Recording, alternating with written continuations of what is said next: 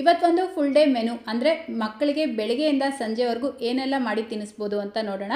ಈ ಆಹಾರ ಬಂದು 8 ತಿಂಗಳ ಪಾಪುವಿಂದ ಹಿಡಿದು 3 ವರ್ಷ ಮಕ್ಕಳು ಅಥವಾ ಅದಕ್ಕೆ ಮೇಲ್ಪಟ್ಟ ಮಕ್ಕಳು ಯಾರಿಗೆ ಬೇಕಾದರೂ ಮಾಡಿ ತಿನ್ನಿಸ್ಬೋದು. ಸೊ ಬನ್ನಿ ಮಾಡೋದು ಯಾವ ರೀತಿ ಅಂತ ನೋಡೋಣ.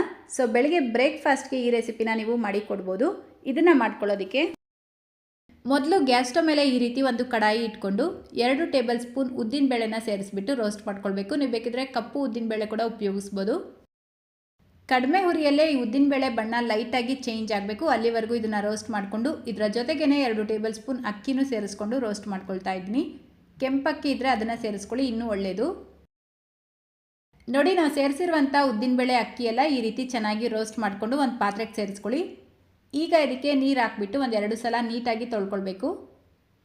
ಚೆನ್ನಾಗಿ ತೊಳೆದ್ಬಿಟ್ಟು ಮತ್ತೆ 1 ಕಪ್ ನೀರು ಸೇರಿಸಿ 1 ಅಥವಾ 2 ಗಂಟೆ ಇದನ್ನು ನೆನೆಸಿಡಬೇಕು. ನೀವು ಬೇಕಿದ್ರೆ ಇದನ್ನು ರಾತ್ರಿ ಇಡೀ ನೆನೆಸಿಟ್ಬಿಟ್ಟು ಬೆಳಗ್ಗೆನೂ ಮಾಡ್ಕೊಡ್ಬೋದು. ನೋಡಿ, ಕರೆಕ್ಟಾಗಿ 1 ಗಂಟೆ ನಾನು ಇದನ್ನು ನೆನೆಸಿಟ್ಕೊಂಡಿದ್ದೆ. ಅಕ್ಕಿ ಮತ್ತು ಉದ್ದಿನಬೇಳೆ ಚೆನ್ನಾಗಿ ನೆಂದಿದೆ ಅಲ್ವಾ. ಈಗ ಇದನ್ನ ಒಂದು ಬ್ಲೆಂಡರ್ ಜಾರ್ಗೆ ಸೇರಿಸ್ಕೊಳ್ಳಿ. ಆ ನೀರಿನ ಸಮೇತ ಸೇರಿಸ್ಕೊಳ್ತಾ ಇದ್ದೀನಿ.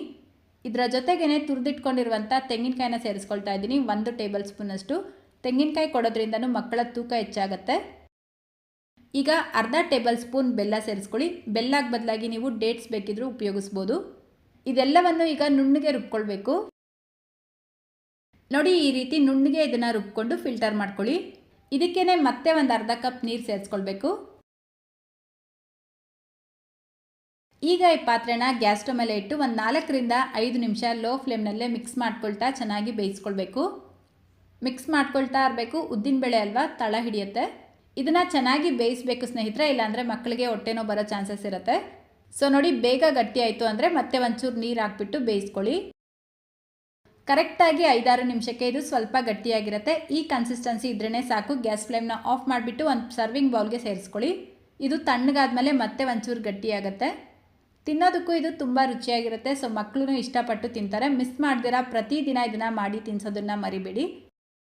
ನೀವು ಕಂಟಿನ್ಯೂಸ್ ಆಗಿ ಪ್ರತಿದಿನ ಇದನ್ನು 1 ತಿಂಗಳು ತಿನ್ನಿಸ್ಬಿಟ್ಟು ನೋಡಿ, ಖಂಡಿತ ಮಕ್ಕಳ ತೂಕ ಹೆಚ್ಚಾಗಿರುತ್ತೆ.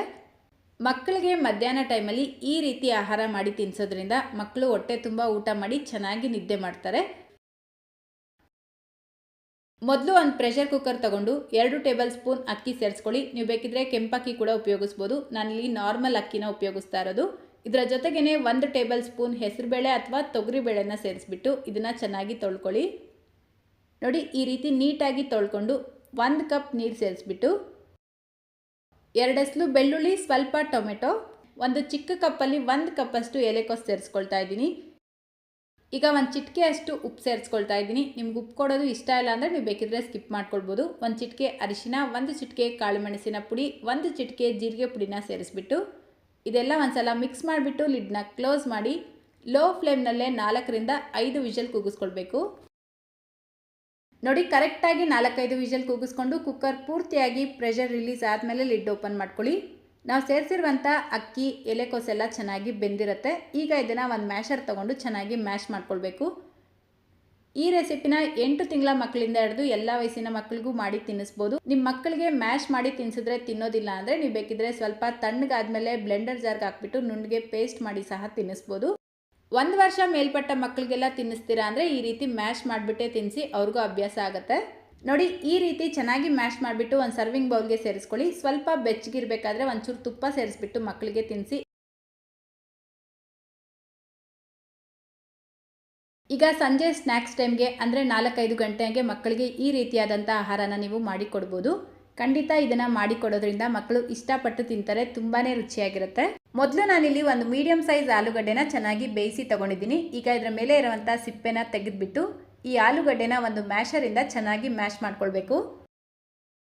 ನೋಡಿ, ಆಲೂಗಡ್ಡೆನ ಈ ರೀತಿ ಮ್ಯಾಶ್ ಮಾಡಿಬಿಟ್ಟು ಇದಕ್ಕೆ ತುರಿದಿಟ್ಕೊಂಡಿರುವಂಥ ಪನ್ನೀರ್ ಸೇರಿಸ್ಕೊಳ್ಳಿ, ಒಂದು 4 ಟೇಬಲ್ ಸ್ಪೂನಷ್ಟು. ಇದರ ಜೊತೆಗೇ 1 ಚಿಟಿಕೆ ಜೀರಿಗೆ ಪುಡಿ ಸೇರಿಸ್ಕೊಳ್ಳೋದ್ರಿಂದ ಮಕ್ಕಳಿಗೆ ಜೀರ್ಣ ಚೆನ್ನಾಗಾಗುತ್ತೆ. 1 ಚಿಟಿಕೆ ಕಾಳು ಮೆಣಸಿನ ಪುಡಿ, 1 ಚಿಟಿಕೆ ಉಪ್ಪು ಸೇರಿಸ್ಬಿಟ್ಟು ಮಿಕ್ಸ್ ಮಾಡ್ಕೊಳ್ಳಿ. ಉಪ್ಪು ಬೇಡ ಅಂದರೆ ಸ್ಕಿಪ್ ಮಾಡ್ಕೊಳ್ಬೋದು. ಕೈಯಲ್ಲೇ ಈ ರೀತಿ ಸ್ವಲ್ಪ ಮ್ಯಾಶ್ ಮಾಡ್ಕೊಳ್ತಾ ಚೆನ್ನಾಗಿ ಮಿಕ್ಸ್ ಮಾಡಿಕೊಂಡು ಚಿಕ್ಕ ಚಿಕ್ಕ ಉಂಡೆಗಳಾಗಿ ಮಾಡಿಬಿಟ್ಟು ಫ್ಲ್ಯಾಟ್ ಮಾಡ್ಕೊಳ್ಳಿ. ಅಂದರೆ ಈ ಕಟ್ಲೆಟ್ ಮಾಡ್ಕೊಳ್ತೀರಲ್ವಾ, ಅದೇ ರೀತಿಯೇ ಮಾಡ್ಕೊಳ್ಬೇಕು.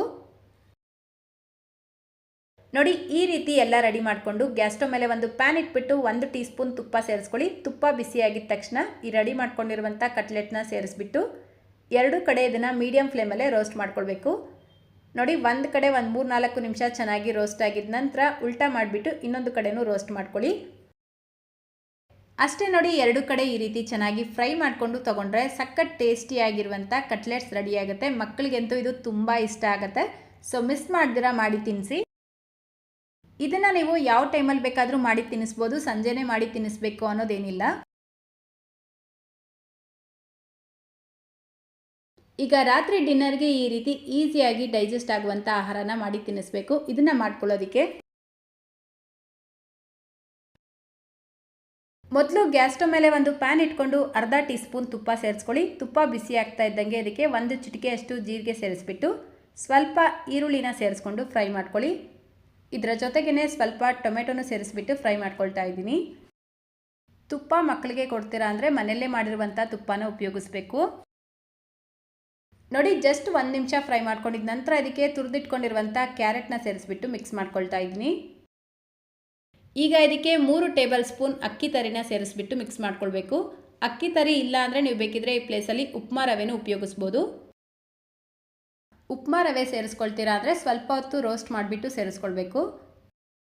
ಈಗ ಇದಕ್ಕೆ 1 ಕಪ್ ನೀರು ಸೇರಿಸ್ಬಿಟ್ಟು ಮಿಕ್ಸ್ ಮಾಡಿಕೊಂಡು ಒಂದು ಲಿಡ್ನ ಕ್ಲೋಸ್ ಮಾಡಿ ಲೋ ಫ್ಲೇಮ್ನಲ್ಲೇ 3-4 ನಿಮಿಷ ಬೇಯಿಸ್ಕೊಳ್ಬೇಕು. ನೋಡಿ, ಕರೆಕ್ಟಾಗಿ 4-5 ನಿಮಿಷಕ್ಕೆ ಇದು ಚೆನ್ನಾಗಿ ಬೆಂದಿರುತ್ತೆ. ಬೆಂದಿಲ್ಲ ಅಂದರೆ ಇನ್ನೂ ಒಂದು 2-3 ನಿಮಿಷ ನೀವು ಬೇಯಿಸ್ಕೊಳ್ಬೋದು. ಈಗ ಇದಕ್ಕೆ 1 ಚಿಟಿಕೆ ಜೀರಿಗೆ ಪುಡಿ, 1 ಚಿಟಿಕೆ ಕಾಳು ಮೆಣಸಿನ ಪುಡಿ, 1 ಚಿಟಿಕೆ ಉಪ್ಪು ಸೇರಿಸ್ಬಿಟ್ಟು ಮಿಕ್ಸ್ ಮಾಡ್ಕೊಳ್ತಾ ಇದ್ದೀನಿ. ಇದೆಲ್ಲ ಚೆನ್ನಾಗಿ ಮಿಕ್ಸ್ ಆಗಿದ ನಂತರ ಲಾಸ್ಟಲ್ಲಿ ಇದಕ್ಕೆ ತುರಿದಿಟ್ಕೊಂಡಿರುವಂಥ ಪನ್ನೀರ್ ಸೇರಿಸ್ಕೊಳ್ಬೇಕು, 1/4 ಕಪ್ಪಷ್ಟು. ಸ್ವಲ್ಪ ಕೊತ್ತಂಬರಿ ಸೊಪ್ಪನ್ನ ಸೇರಿಸ್ಬಿಟ್ಟು ಜಸ್ಟ್ 1 ನಿಮಿಷ ಬೇಯಿಸ್ಕೊಳ್ಳಿ. ಪನ್ನೀರ್ ಸೇರಿಸಿದ ಮೇಲೆ 1 ನಿಮಿಷ ಬೇಯಿಸ್ಕೊಂಡ್ರೆ ಸಾಕು, ತುಂಬ ಹೊತ್ತು ಬೇಯಿಸೋದೇನು ಬೇಡ. ಅಷ್ಟೇ, ಈಗ ತುಂಬ ಹೆಲ್ತಿಯಾಗಿರುವಂಥ ಪನ್ನೀರ್ ರವಾ ಕಿಚಡಿ ರೆಡಿಯಾಗಿದೆ. ಇದನ್ನು ನೀವು ರಾತ್ರಿ ಸಮಯದಲ್ಲಿ ಮಕ್ಕಳಿಗೆ ತಿನ್ನಿಸೋದ್ರಿಂದ ಮಕ್ಕಳು ಚೆನ್ನಾಗಿ ನಿದ್ದೆ ಮಾಡ್ತಾರೆ. ತುಂಬ ಈಸಿಯಾಗಿ ಡೈಜೆಸ್ಟ್ ಆಗುವಂಥ ಆಹಾರ ಇದು. ಸೊ ನೋಡಿದ್ರಿ ಅಲ್ವಾ, ಬೆಳಿಗ್ಗೆಯಿಂದ ರಾತ್ರಿವರೆಗೂ ಮಕ್ಕಳಿಗೆ ಯಾವ ರೀತಿಯಾದಂಥ ಆಹಾರಗಳನ್ನು ಮಾಡಿ ತಿನ್ನಿಸ್ಬೋದು ಅಂತ. ಒಂದು ಫುಡ್ ತಿನ್ನಿಸಿದ್ಮೇಲೆ 2 ಅವರ್ ಮಿನಿಮಮ್ ಗ್ಯಾಪ್ ಇರಬೇಕು. ನಂತರನೇ ನೀವು ಮಕ್ಕಳಿಗೆ ತಿನ್ನಿಸ್ಬೇಕು, ಆವಾಗಲೇ ಚೆನ್ನಾಗಿ ಜೀರ್ಣ ಆಗೋದು. ಸೊ ತುಂಬ ಈಸಿಯಾಗಿ ಹೆಲ್ತಿಯಾಗಿರುವಂಥ ರೆಸಿಪಿಗಳನ್ನ ಕಡಿಮೆ ಸಮಯದಲ್ಲಿ ಯಾವ ರೀತಿ ಮಾಡ್ಕೊಳ್ಳೋದು ಅಂತ ತಿಳಿಸ್ಕೊಟ್ಟಿದ್ದೀನಿ. ಇವತ್ತಿನ ಈ ರೆಸಿಪಿ ನಿಮ್ಮೆಲ್ಲರಿಗೂ ಇಷ್ಟ ಆಯಿತು ಅಂತಲೂ ಅಂದ್ಕೊಳ್ತೀನಿ. ಇದಲ್ಲದೆ ನಮ್ಮ ಚಾನಲಲ್ಲಿ ಸುಮಾರು ರೆಸಿಪಿಗಳನ್ನ ನಾನು ಈಗಾಗಲೇ ಶೇರ್ ಮಾಡಿದ್ದೀನಿ. ನಮ್ಮ ಚಾನಲ್ ಪ್ಲೇಲಿಸ್ಟ್ಗೆ ವಿಸಿಟ್ ಮಾಡಿ ನೀವು ಚೆಕ್ ಮಾಡ್ಕೊಳ್ಬೋದು, ಅಥವಾ ಡಿಸ್ಕ್ರಿಪ್ಷನ್ ಬಾಕ್ಸಲ್ಲಿ ಲಿಂಕ್ ಕೊಟ್ಟಿರ್ತೀನಿ, ಚೆಕ್ ಮಾಡ್ಕೊಳ್ಳಿ. ಸೊ ಇವತ್ತಿನ ಈ ರೆಸಿಪಿ ನಿಮ್ಮೆಲ್ಲರಿಗೂ ಇಷ್ಟ ಆಗಿದೆ ಅಂತ ಅಂದ್ಕೊಳ್ತೀನಿ. ಇಷ್ಟ ಆಗಿದ್ರೆ ಲೈಕ್, ಶೇರ್, ಕಮೆಂಟ್ ಮಾಡೋದನ್ನು ಮರಿಬೇಡಿ. ನಮ್ಮ ಚಾನಲ್ನ ಇದೇ ಮೊದಲನೇ ಸಲ ನೋಡ್ತಾ ಇದ್ದರೆ ಸಬ್ಸ್ಕ್ರೈಬ್ ಮಾಡಿಕೊಂಡು ಬೆಲ್ಲೈಕನ್ನ ಕ್ಲಿಕ್ ಮಾಡಿ ಆಲ್ ಅನ್ನೋ ಆಪ್ಷನ್ನ ಕ್ಲಿಕ್ ಮಾಡ್ಕೊಳ್ಳಿ. ಇದೇ ರೀತಿ ಮತ್ತೊಂದು ರೆಸಿಪಿಯೊಂದಿಗೆ ಮತ್ತೆ ಸಿಗೋಣ. Thank you.